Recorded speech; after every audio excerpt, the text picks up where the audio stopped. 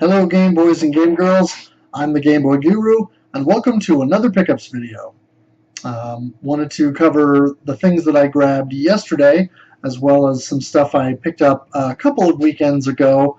I guess one thing I picked up a couple of weekends ago that I wanted to highlight. So I'll do that first, and that is, I grabbed the Wii U version of Disney Infinity 3.0, the full package, and it was an absolute steal. Now, on the day that I grabbed this, I was told that the servers had been shut down the day before, but I believe that the base game that you can access is probably still fun enough to warrant the almost insignificant price that I paid for this.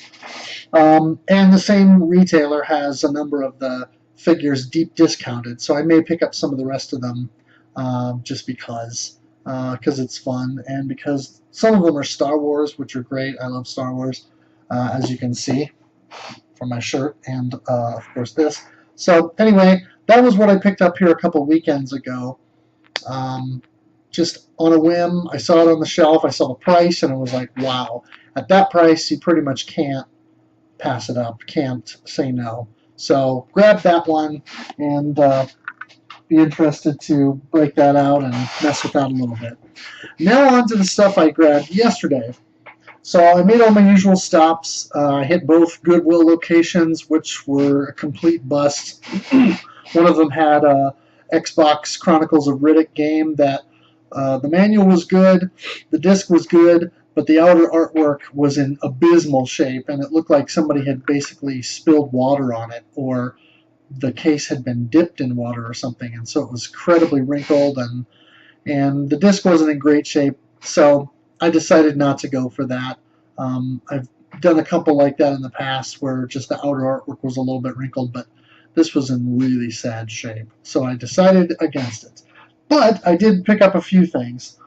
So at one of the pawn shops, I managed to get a couple of items, a couple new PSP games. One is Madden NFL 06, and that's complete. I have seen this in a number of stores, and it's either never complete or it's in really rough shape. I will say that the game disc, the UMD on here, is a little bit loose. The case is a little bit loose, so if I pull it out of here, I might break it. So I'm going to have to replace the shell that the disc is in, but that's okay. It's no big deal. Those are pretty cheap on Amazon. I also got Lorecraft Tomb Raider Anniversary, and they also had a case and manual for another Tomb Raider game. I can't remember what it was, but the disc that was in there was something else entirely. So I opted not to go for that because even though I could probably buy the disc reasonably cheap, I wanted to wait. Maybe I'll run into it again next time and pick it up. But yeah, so Tomb Raider Anniversary. I picked up one PS3 game, and that is Two Worlds 2. For those who have seen a previous collection videos, you'll know that I picked up Two Worlds 2 for the Xbox 360 recently, so now I've got both versions. Now I just need to find the original Two Worlds so I can check that out and maybe play through that first. I don't know if the story goes between the two games, but might be good to check out the original first. And the most interesting piece I picked up at the pawn shop was this PlayStation game. It's called Exector, and it's Japanese. It's 1995, Arc System Works, and I think this is a bootleg. I think the reason I think it's a bootleg is because of just how everything in here is set up. It's a good print. I know it's Japanese only because of the Japanese text on the back. It actually says "For Japan Only" there in the corner. Not sure if you'll be able to read that, but it does say it's Japanese only. It does have a sticker on the front that from Mutiara, and it looks like maybe 15,000 yen. but I think it's a bootleg, because if you look at this, unless it was just a really poorly produced game or what have you, if you actually look at the disc, it has the name of the game and this really terribly printed PlayStation logo that looks like it was done with one of those, I can't remember what you call them, but where the laser basically writes the logo to the disc, except you can tell that because it's sort of raised, that it was screen printed onto the disc. But there's no data on it. It says compact disc, as if we didn't know that already. And it just really looks suspect. So I think this is a bootleg. There are no end labels on either side of the tray card, so nothing that indicates what it is. And the tray card itself, like I said, it looks reasonably good in terms of the overall print, but there's just something about it that screams bootleg. I don't have a Japanese PlayStation, so outside of throwing this in my PC and firing up with an emulator, I don't have any way to mess with this. But I still found it to be very interesting. Something that is interesting, though, if you look on the inner spine, there's always a release number, and this one is SLP00091, and that looks like a legitimate type of release number that you would see on a PlayStation game.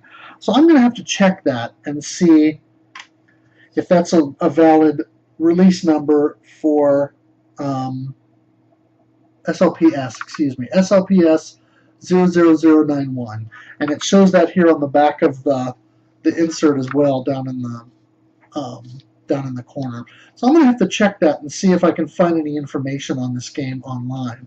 But regardless, I thought it was an interesting piece. So bootleg or not, I picked it up just because I don't see stuff like this very frequently. There's a game store. The game store I usually go to has Japanese games, Famicom games, Super Famicom games, a few Japanese N64 and GameCube games, things like that. But this seems like something that they would have seen and recognized as a bootleg, or at least had the suspicions of it. But that store did sell this game to somebody, and I think that somebody either realized later they'd been duped, it was a bootleg, and the store wouldn't take it back, or they bought it thinking they could play it in their PlayStation. It didn't work, and so they unloaded it at the pawn shop. Either way, interesting piece. I also, speaking of the game store, I went there yesterday and picked up a few things. First, I'll show a couple of interesting items that I grabbed for my buddy Zag Norch. Since my last collection video, he was asking if I would also pick him up Bermuda Triangle, which I grabbed for myself. He also wanted the Journey game, but they had apparently sold out of the other copy they had. But I also found basic programming, and to go along with that, a set of keyboard controllers. And what's interesting about this is it's still sealed. It has apparently a sticker from the original retailer on it, Child World Children's Palace. So anyway, I think this may have been re-shrink wrapped, because those stickers are actually on underneath the shrink wrap. But it's interesting nonetheless, and he'll probably get a kick out of that. So these will be coming your way hopefully soon. Now on to the stuff that I picked up for myself. I grabbed a few Atari games for myself as well. Kangaroo, I played a ton of this growing up because my next door neighbor had a 2600 and a copy of Kangaroo, and we played this endlessly. Unfortunately, there's no end label on this copy. Looks like it came off, but great game. Love this game. So once I get the Atari all hooked up and everything cleaned and ready to go, I will have to put some time into this. Another game we played a bunch was Defender. I've never been the hugest fan of Defender, but again, played it a ton as a kid, so I thought I would give that a go. One of the games that he grabbed that I'd never heard of before he had it was Atlantis. And this is an interesting game. Think of it kind of like Missile Command, except instead of defending a base from incoming missile attacks, you have a base with 3 sort of cannons or turrets within the playfield along the bottom of the screen, and then you've got incoming spaceships or craft of some kind from different directions and different things. So it plays a bit like Paratrooper almost, where you've got that rotating turret head that you can shoot the paratroopers down as they come in. And this is similar, except instead of a rotating head, you just have the 3 turrets, one on either side of the screen and then one in the center. And so if you press the button to fire without holding the joystick, you fire the center cannon. If you hold left, you fire the left cannon, and if you hold right, you fire the right cannon. And so I always thought that was a neat mechanic, and we had a lot of fun with this, so picked that one up. And then another game, my next door neighbor didn't have this one, but someone in my church had an old Atari 2600, and occasionally when we would go over there, because my parents and his parents were best friends, we would play this, and that is Skyjinx. And there's not a lot to this game. You basically just fly around and avoid obstacles and things like that. But it's one of those Zen games that you just kind of play, zone out, and just enjoy the experience of weaving in and out of scenery and trees and towers and things like that. So not really a lot of challenge to it, but fun to, pop on for 5-10 minutes and just kind of mellow out with. I also grabbed a couple of random games. I got Jim Power, The Lost Dimension in 3D, kind of a semi-notorious action platformer, and so picked that one up. Thought that was a decent price. I grabbed a random PS3 game that is Vanquish. I've heard really good things about this game. I've been hoping it would pop up at the pawn shop for me, but it hasn't yet. So I grabbed this one because it's a platinum game and I've been wanting to play it. Everything I've heard says that it's awesome, so we'll definitely want to check that out. And then I grabbed 007 Agent Under Fire for the GameCube. I have this on the PS2, I believe, but I think it was a full cross-platform game and it came out for all 3 systems. But the GameCube version will definitely look sharper and cleaner than the PS2. GameCube had superior graphics capability, so I'll probably play it on here, in part because, like with a couple of other games, I want to know, I know that GameCube enthusiasts really like the C-Stick.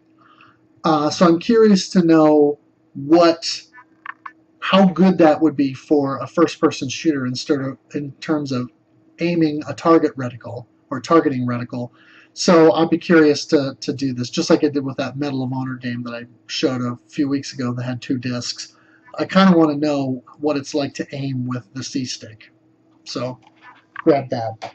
And then I also happened upon a garage sale that was taking place just 2 blocks from the pawn shop, and they had a bunch of games there. And so I went through everything and grabbed all of the non-sports games that were complete and that I thought were reasonably priced.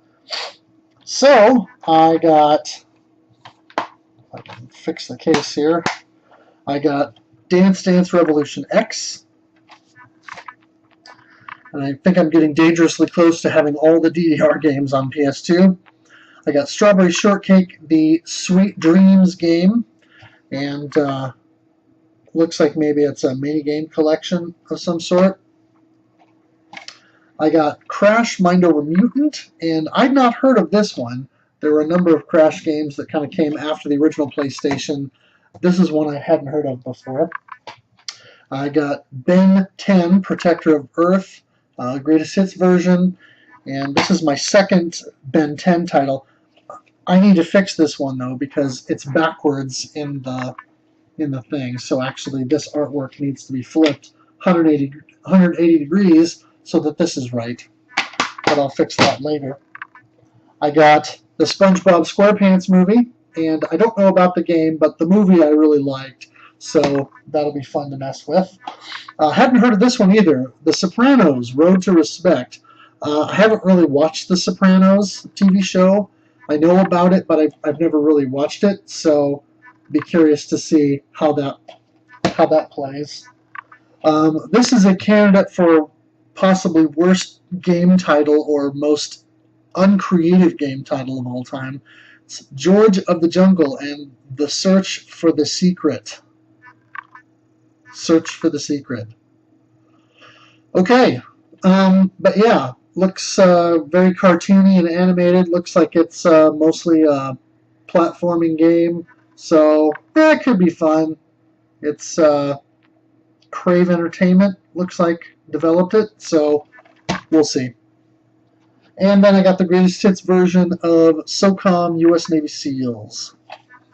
That's all the PS2 games. I also grabbed a Wii game, and this is Super Paper Mario, the Nintendo Selects version.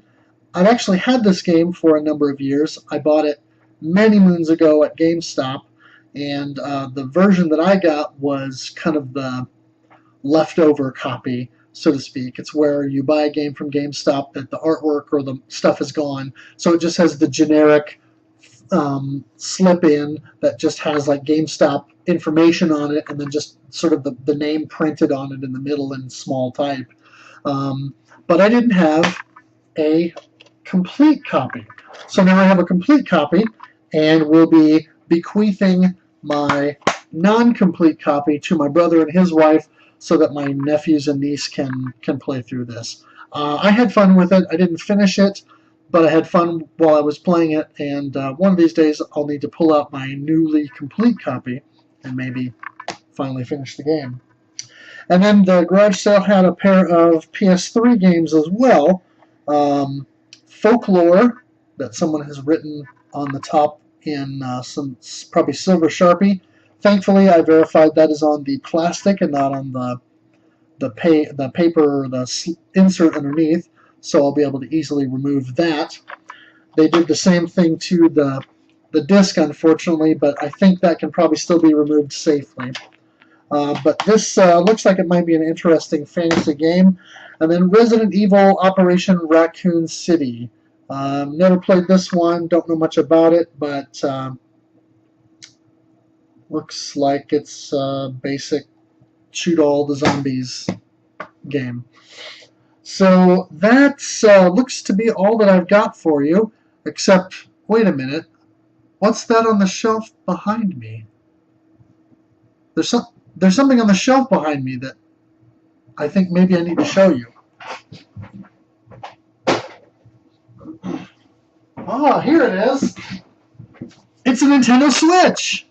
So those of you who follow me on Twitter already know I let the cat out of the bag on launch day when I picked this up, but I bought a Nintendo Switch, and I actually picked it up on launch day, surprisingly enough, and I was able to do that because I live in a small town, and I called around to all the stores that are an hour from where I live in kind of the city, to find out about if anybody still had any Switches, because I was trying to figure out if I wanted to drive somewhere, drive an hour after work at 5 o'clock to go pick up a Switch. And there was one store that said they had a couple, probably because they have less foot traffic than Walmart, Best Buy, GameStop. Well, that particular chain happens to have a smaller version of their store in my town. So on a whim, I called the store in my town to see if they had any. And lo and behold, they had two.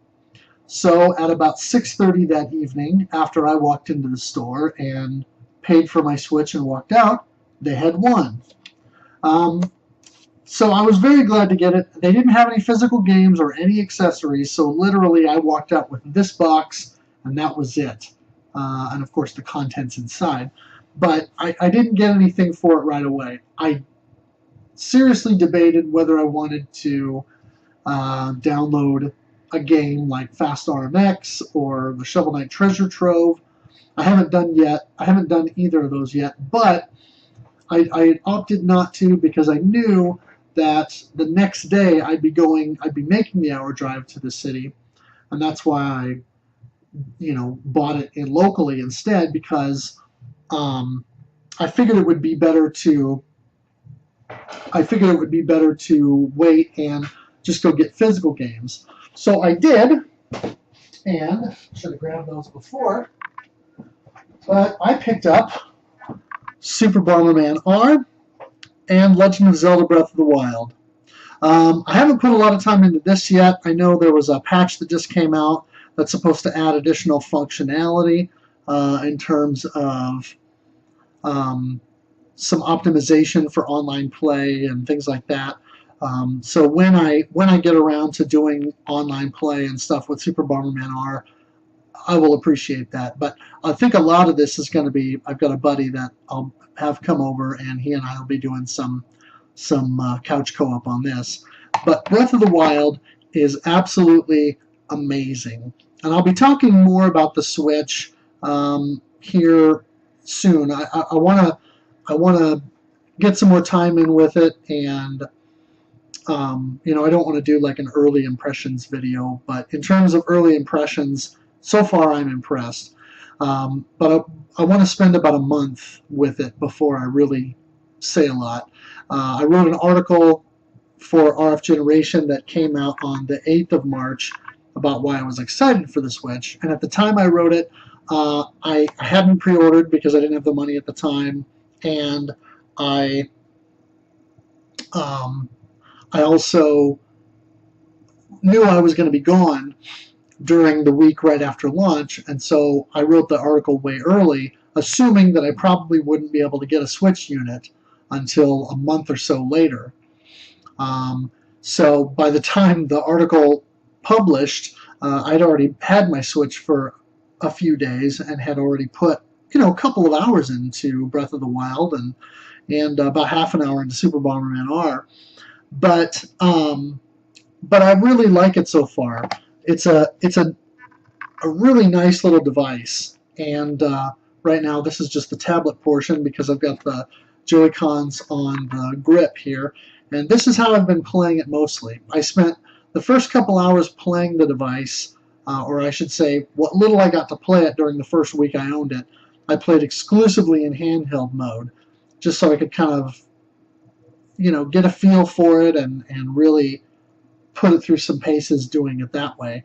And since I've been home and really been concentrating on Breath of the Wild, I've played it exclusively in TV mode.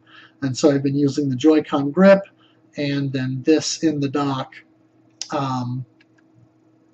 and playing it through my TV. Now, some people complain about the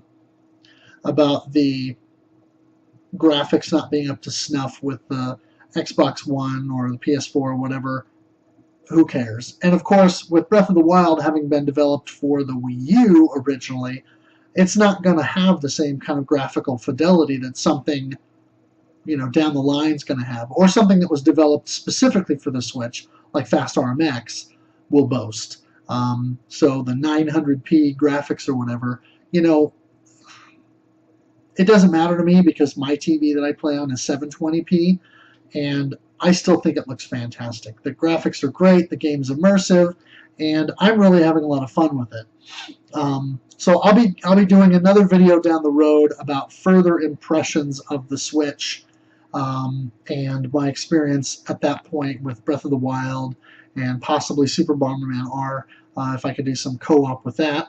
And then also, the other game that I just picked up yesterday, which released the day before, and that is The Binding of Isaac Afterbirth Plus. This is of course the physical release. Physical and digital are the same price, So for even if you're not a collector, I implore you to go pick up the physical version, because this comes with not only the game case and the card, but it also has a full color printed game manual that looks a lot like the original Legend of Zelda manual for the NES, but it also has some stickers, a couple of sticker pages as a bonus. So really cool stuff. Looking forward to putting some time into this as well. So hopefully by the time I'm ready to write my next article for rfgeneration.com and post that toward the beginning of April, I'll be able to do that, and then I'll make a companion video for the channel that will kind of tie in with that and go over some of my impressions of the Switch and the games so far. But I'm really digging it at this point, and I'm about 2 weeks in to ownership of the Switch, and I'm really digging it. So anyway, that is actually officially all that I have to show you guys this time. Thanks for watching. Hope you guys enjoyed that, and hope for those of you that don't have a Switch but wanted one aren't jealous, because I got mine early. But what do you guys think? Who has a Switch? Like, how many of you have a Switch? And what are you thinking about it? I'm assuming when you bought your Switch, you bought Breath of the Wild. So what do you guys think of Breath of the Wild? I'm curious to hear your thoughts. I've never been a big Zelda guy. I grew up, I played it a little bit with friends, but that wasn't a game that you could really couch co-op. So until I actually sat and played through the original Legend of Zelda last year, I never really got the Zelda bug. But after doing that, I kind of fell in love with the game. And then, as most of you know, I recently played through Link's Awakening and did a full review on that and live tweeted that experience, and that was fantastic. So the little bit of Zelda experience that I have, I'm gonna say that Breath of the Wild so far is my favorite, but I haven't played very many of the main series games, or maybe I've played them a little bit, but I haven't put enough time in to any of them other than the first game and Link's Awakening to really be able to do much by the way of comparison. So anyway, thanks for watching, thanks for playing, and game on.